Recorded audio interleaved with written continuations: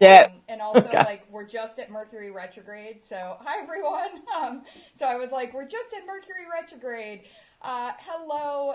Today I am so excited to have one of my fellow dietitians, a better nutrition provider, Carol Landau here with me, and I wanted to interview her because I'm trying to get more information about prebiotics out to the world. And I was like, why don't I go to the guru? So Kara runs a company called Uplift. She also has an awesome Australian accent, so it's fun to listen to her. So without further ado, Kara, I thought we would start with just having you share a little bit about yourself. What got you into the land of prebiotic? Yeah, sure. Hi, everyone.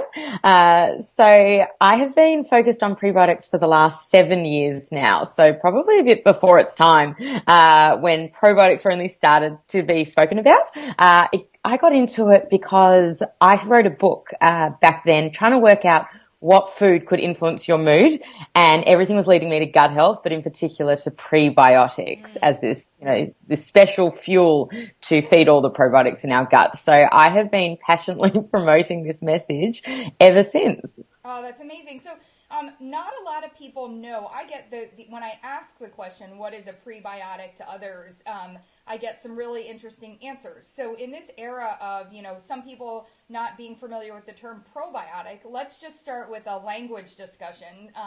And I think Yes. that's going to be one of the ways you can be the most helpful is really helping other nutrition providers understand what truly is a prebiotic. Okay, fantastic. Yes, so a lot of people are still confused, and that's probably because even the definition of a prebiotic keeps changing as science keeps evolving. So currently, what we would call a prebiotic, in very simple terms, is the fuel for the probiotics. But I'll give you a bit more because I know I'm speaking to people that are interested for a bit more depth. Mm. Prebiotics are non-digestible substrates that are able to fuel the good probiotics and then able to have a beneficial effect on us. Mm. So all those factors are actually really important. So what you might have heard me there say or not say is that I said substrates, they're non-digestible substrates, and that's because a lot of people always associate prebiotics as fibers. And they say that it has to be a non-digestible fiber. But what we've discovered is that it's actually not just fibers. There is things like polyphenols that are able to have prebiotic benefits. There are things called resistant starches, and I'll hopefully go into more of that with you today. But that's one of the really important factors. And then it has to have a benefit to us. So it can't just feed the probiotics. We actually have to benefit as the host, as the human. Oh, I love that. So it's like instead of taking the word superfood, which means nothing, right? It's like what we're actually really talking about, like what's great for us and also what's great for the bacteria in terms of them thriving. I think it's so important because we see so many probiotics just being thrown into the gut, into the body, into creams, into all these places. And to your point, without them being able to not just live but thrive, we're not going to see their consistent benefits. So I love it. So, Yeah. actually, around the question of fibers, I think this is really important. You threw out a couple of different words in there, resistant starch. So, let's go ahead and define resistant starch, and then we'll come back and have a conversation about fiber in general. Sure. So resistant starch is literally, as the name suggests, it is starch that is resistant to digestion. So similarly to the way that a fiber operates, it will pass through our digestive system and it will end up selectively fueling the good gut bacteria. So it's actually a particularly potent and beneficial prebiotic. Mm. And in Yeah. terms of, if you had to just list off like, three, four resistant starches, where what would you list off? So in terms of food products that would contain some resistant starch, is that Yes, what you mean? exactly. Yep. Yeah, so some of the richer sources of resistant starch naturally would be things like potato starch, as Mm. long as it's unmodified. Green banana flour is another super dense source. And then other foods that can develop resistant starch is something like if you roast and then cool a potato, or you heat pasta and then you cool it, the same with rice, you actually can develop resistant starch. Interesting. So right there we have. So we're going to talk about green banana flour in a second, but right there we have Yeah. three foods that I think most Americans think are on their absolutely no, you should never have list, right? So I get the potato conversation, just banana in general, and pasta. And so you're actually talking about, you might have just made like, it's like when I talk about magnesium and chocolate, it's like everybody wants to be my friend. So, so you're actually thinking that those foods are good choices for us, and how do you balance that out with the fact that they also have carbohydrate that maybe or a higher source, or in the case of pasta, might not be something that people are recommending? Yeah, for sure. So multiple facets here. When the resistant starch develops, we no longer absorb all those calories from those carbohydrates. So you do not get the spike in blood glucose levels, and you don't get all the calories. They're actually going to be utilized by our gut bacteria. So that's one thing to keep in mind. So it almost sort of lowers the carbohydrate content. That's not the scientific way of saying it, but it does make it, your body will respond differently to it. In addition, portion control is still relevant. And then I guess it's just also important for people to think that something like the green banana flour, you only need a tiny bit, because it's so dense in resistant starch, that in the end, it actually can fit very well into things like ketogenic diets and low carbohydrate diets. And so green banana flour, so we're not talking about like having a banana and dehydrating it and turning it into flour. Tell us a little bit about green banana flour, where it's sourced, where people can get it, that kind of thing. Yeah, so look, if you're happy to eat an unripe green banana, then that is another option. I just find that most people are not so interested in the flavor or texture of that, which is why I recommend the flour. It is literally the unripe bananas that would usually go to waste. They've been now reused to turn into a flour where they lock in all the nutrients, and that's the resistant starch. The resistant starch can range, depending on the manufacturer, from about 35% up to 68%. Of the carbohydrate content. And from that, you either can buy it as, you'll find some brands just have plain green banana flour, but it's promoted as a baking flour.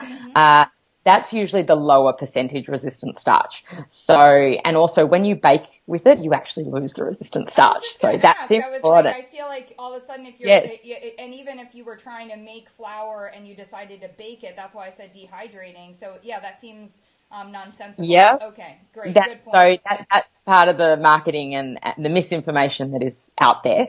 But I've included in the Daily Uplifter, the product that I've created, I've included that high percentage resistant starch, and I do recommend, if people want to reap the benefits at a maximum, that they consume it raw in a smoothie, into energy or protein balls, etc. I love that. Okay, awesome.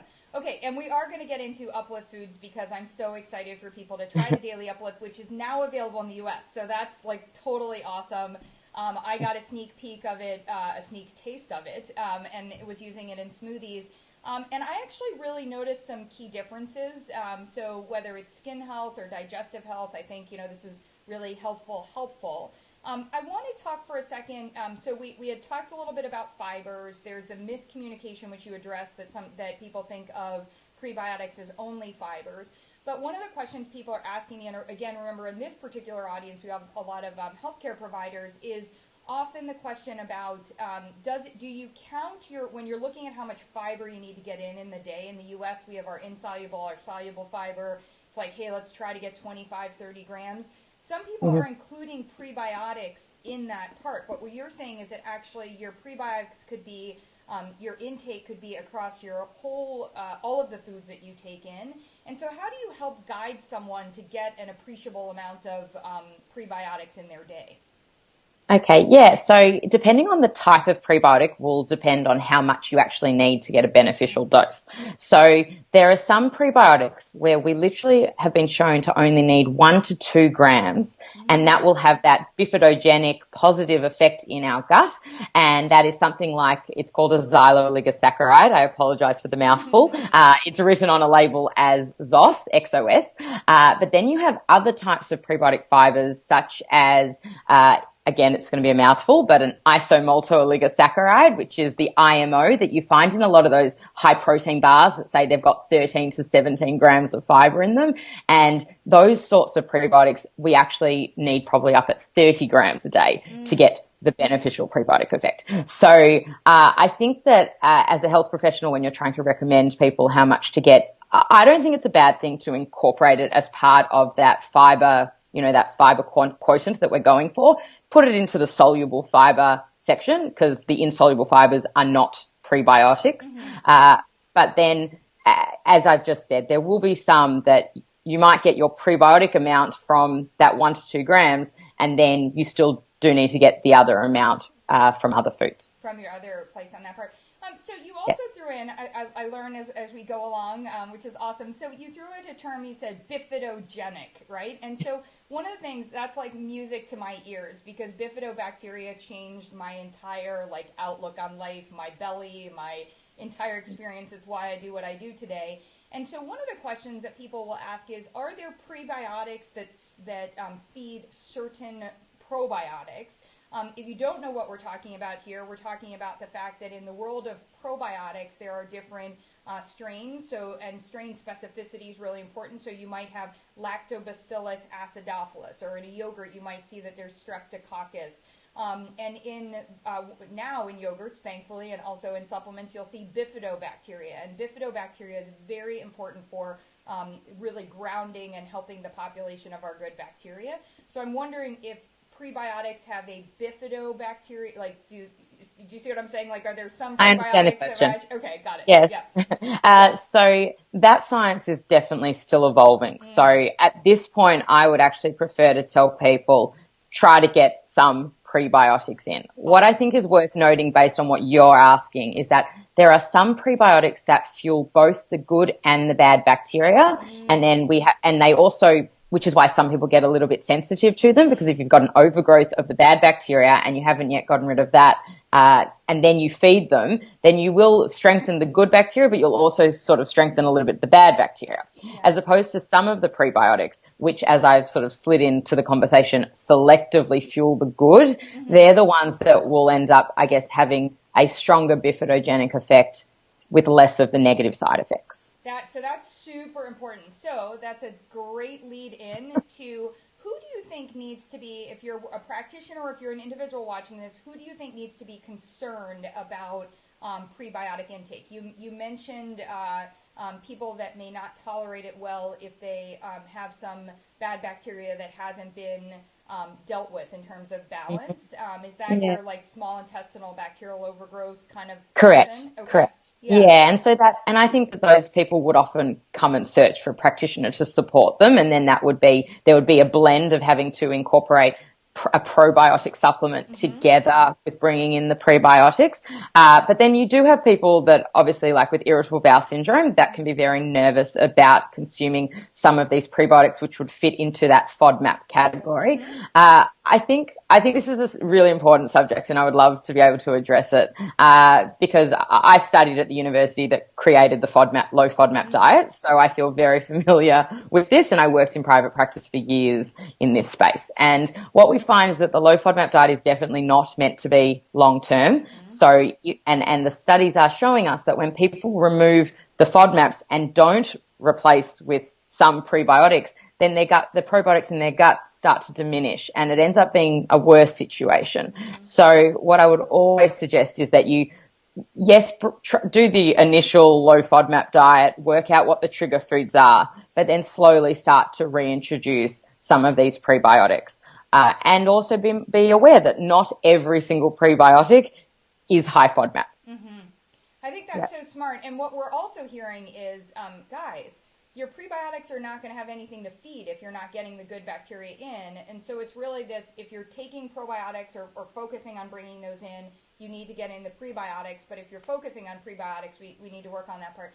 Practitioners, I think, one of my challenges with FODMAP is that it's become this stamped, hey, this is low FODMAP, this is this. We all know everybody's gut is different. And so I think one of the things you have to understand is that you are the gatekeeper of working with somebody on their FODMAP choices. And to your point, Kara, you need to be moving them along the way. It is an elimination diet, not a lasting diet. And I think that's really important. And I also had I was doing some consults the other day with some men as a group who all have Crohn's. And so one of the other pieces is if you have an inflammatory situation, an inflammatory bowel disease or an inflammatory disease, Again, this is going to be so important for you, but how you do it, and certainly these are not things to do when you have a flare-up. These are things to look at as more of your maintenance on that part. So a couple other questions that I had sort of canvassed to see what were the top questions that people had. And like, again, people are like, well, okay, just help me understand. We're back at the basics of what are prebiotics and how do I get them in. So one of the other questions that came up is they're very confused about sugar alcohols, all the things that end in like an OL or even OSE, like how are those, because those are often referred to as non-digested, and so I think there's confusion there. So yeah, let's go in. Yeah. I would not put them in as prebiotics. They are not leading to a beneficial effect to us based on the science. So maybe something will be discovered in due course, but they are certainly not included at the moment as part of a definition. Good. And so that also unfolds for people who have avoided sugar alcohols that you can consider prebiotics, and we like that part. Okay. Now, I think we get into one of the areas that I think is the most fun. Of course, somebody said, how much prebiotic do I need to take to lose weight? So, oh, wow. Okay. Not an answer here, but what I want to talk about is how do you deliciously incorporate it in? And this is really that moment also to brag about Uplift, because I do think it's going to make people's lives much easier. But I'd love to hear, some of your favorite ways to get in prebiotics. Yeah, I mean, I reckon I have prebiotics at every single meal and snack. So I really do practice what I preach. I'm to the extreme. So let's think about breakfast time. So at breakfast time, if you have oats that are not cooked, so if you have them as an overnight oats, in Australia we call it bircher muesli, they contain resistant starch. Once you heat them, you will lose most of that. Also, when let's think about I use the Daily Uplifter, and that has that xylooligosaccharide in it and the green banana flour and a little bit of Jerusalem artichoke. So you get this blend of 3 different types of prebiotics, which is particularly valuable. And that I work either into a smoothie. Some days when I think I'm going to get resistant starch somewhere else, and because the prebiotic fibers still remain when you heat them, I'll turn it into pancakes. So I just mix with some eggs, and then either ground up some oats or, some people like using a banana. I've got a recipe on my website. So, you can do that.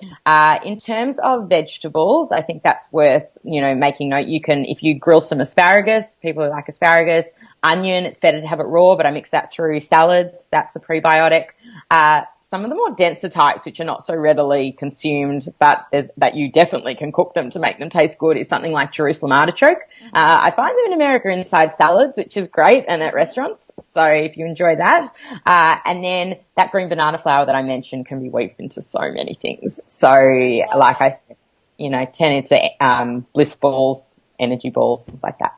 I love it. So, yeah. And when we talk about Jerusalem artichoke, we'll also see sunchoke on the menu. So just referencing that for people. I will personally say that I am somebody who has had a not great experience, but that's also, and I think this is an interesting point, I think at one meal in one of my favorite places in Los Angeles, I had grilled, sauteed sunchokes, grilled cauliflower, and then grilled Brussels sprouts and sauteed with onions and garlic. Whoa, I think my belly was, 9 months pregnant and painful pretty quickly, but that's not, so I guess one of the questions is when you're having some of those, what's a better partner with it?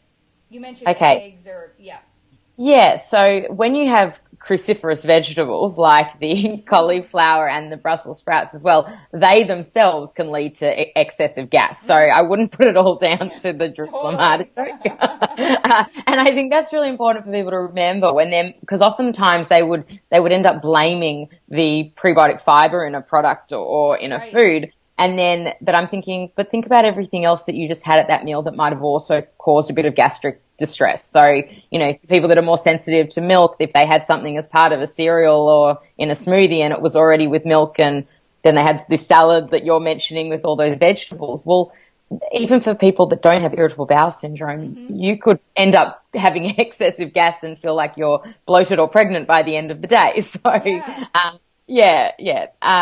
so does that answer your question, or was there? Totally answers. So our point is, especially for people following a plant-based diet, which is awesome, but really think about things like your nuts and seeds, like hemp seeds and Jerusalem artichoke, or, think about, and especially like the smaller beans as opposed to the bigger beans if you're doing, a veggie burger or a grain burger. So I love all that. I actually did not know the tip about the difference in the overnight oats and the cooked oats, so it makes me so happy on that part. And you mentioned in there you said it came quickly where you can cook, and so what you're meaning is the Daily Uplifter, which is your product, and I'm going to share the link for that, so people who want that, yay, you can get it now in the States. That particular product you can bake with, so you can use it in pancakes as well as you could make energy balls or these kinds of things. Is that what you were saying? So basically, because it has probiotics and resistant starch and prebiotic fibers in it, so it gives you this whole blend, you will lose the probiotics and the resistant starch when you cook with it, but you will still get the prebiotic fibers. Okay. And you get the beneficial dose for the day. So I just like to say, get it in however you like. Like, yes, ideally have it raw, but if you want to cook with it and that'll get it in, fantastic. Great. Oh, I love it. All right. So we're going to share information about the product, where you can get it. We'll share, that's probably the best way to reach you, Kara, and to connect on that part. And then any closing words about prebiotics and the revolution that you're ushering in here for a good mood from digestive health? I just think it's really important for people to realize that, as much as people are supplementing with probiotics, or you're finding one little probiotic strain in in a bar or in a cereal now, we are born with so many different types of probiotics already inside of us, and they are dying off because we're not feeding them. And that diversity is what's ultimately so important for preventing inflammation, all those lifestyle diseases, helping with weight management, and even helping with our mood. So I really, like, from the bottom of my heart, would want my colleagues and want other people to realize how beneficial it is to incorporate these prebiotics to support what they naturally have inside of them. So you raise so of course, as soon as you talk, it raises more questions for me on that part. So in conclusion, so that leads me to pregnant women and also kids, like young kids, when you're saying we're born, with that part. So at what phase do you look at something like the Daily Uplifter or bringing in those prebiotic fibers for those groups? Yeah, so the Daily Uplifter is 100% fine for pregnant, lactating, and for children. I have had so many young mothers contact me and say, "Can I give this to my baby?" And I've said, you build it up slowly. You don't have the full serve. But look, when you have baby supplements, they have GOS in them, which is a galacto-oligosaccharide. That is a prebiotic. Mother's milk has prebiotics in it. So it is super important at any age to bring in a small amount and build it up. Yeah. Oh, I love it. Okay, fantastic. All right, we'll get that link. Kara, go ahead and just send me over that link in an email so that I can post it with this. I hope you all have enjoyed this. Of course, you can share it, and if you would like more information, and also if you're a healthcare practitioner and fitness professional, etc., anyone who's a better nutrition provider is welcome to connect with Kara, because you can also become an uplifter as well and share uplift with your community. So I love that, and keep those great recipes coming, because now I'm so excited for all the things I get to try. So totally Thanks, awesome. Ashley. Okay, have a great one, everybody. Bye. Thank you.